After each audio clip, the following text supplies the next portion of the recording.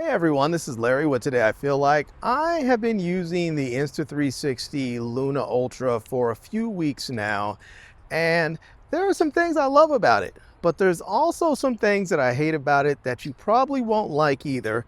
So let's jump into a few of them, and here we go.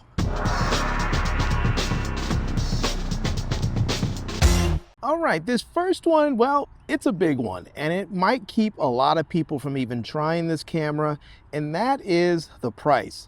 This camera is $769 for just the camera alone, and when I bought this, it ended up costing me $816 after tax.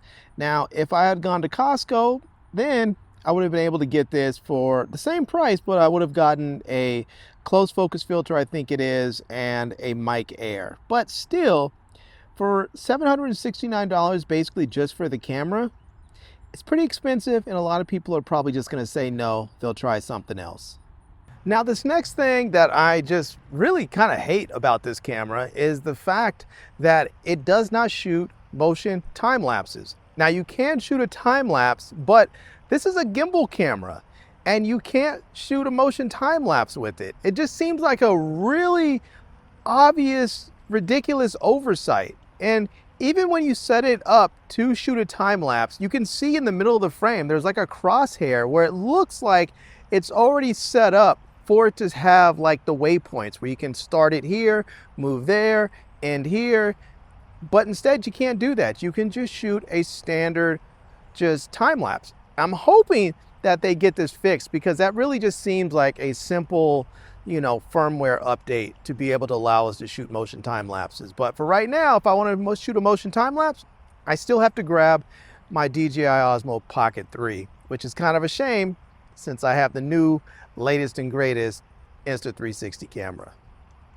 Now, this next one's not a huge deal because it's not something that I use all the time, but for those who do, it can be a problem. And that is when you're moving the gimbal head with the joystick, it's not very smooth, it's not very fluid. It's sort of like a jerky motion, a little bit jittery. And I would really love it if it was just a much smoother action, so you don't kind of have this jerky stop-start that goes with it. But that's what you get. And if you're someone who needs to move the gimbal head a lot by the joystick, that could be a problem. I generally just move the camera, but that doesn't work for everybody. Now, this next one doesn't have anything to do with the camera itself, but it's still annoying all the same, and that is the case that you get with it. It's a fantastic case. It's a nice protective case. There's a little button on here, though, and it's a little latch that you use to open it up. And for the most part, it works really well, but I've noticed over the last week or so, it's starting to get a little bit sticky, where it doesn't always seem to open when I push it. Sometimes it opens right away. Sometimes I have to push it once or twice again in order to get it to open up. So I don't know. I haven't figured out if there's some reason that's causing it to sort of get a little sticky. I don't mean sticky like tacky. I just mean sticky like it's not working as well as it used to. It's sort of sticking. And so, yeah, but it's not a big deal. It still works. I'm just a little worried about how this thing is going to continue to work, say, a year from now. Now, this last one here is really, really annoying. And that is the camera has these great custom function buttons on the remote. You can set them up to do various things, but it's really limited on what they allow you to do. And one of the things I wish you could do is just push a button and go from horizontal to vertical shooting. But they don't let you do that, and I don't know why. The problem is that if you're in horizontal mode and you're shooting an 8K video, which I often do, and then you go to vertical, you can shoot your vertical footage, but when you go back into the horizontal mode, it automatically resets your settings and puts you back into 4K. I don't know why they do that. It just doesn't make a lot of sense. And so I would really love it if, one, they made it so either you can go back into from vertical back in to horizontal and it doesn't change your settings, or they just allow you to push that button and go into vertical shooting modes and then push it again to go back into horizontal. I mean, to be perfectly honest, the vertical shooting on this camera, it's great when you're actually shooting, but to get into those modes, it's very, very wonky. There's some issues where, for instance, if you rotate the screen, you have to choose between horizontal or vertical, or you have to choose between rotating and going horizontal to vertical, but you can't do like the DJI Osmo Pockets do, where you can rotate the screen and it gives you like a 2-3 second delay that allows you to choose whether or not you want to shoot vertically or let the camera turn off.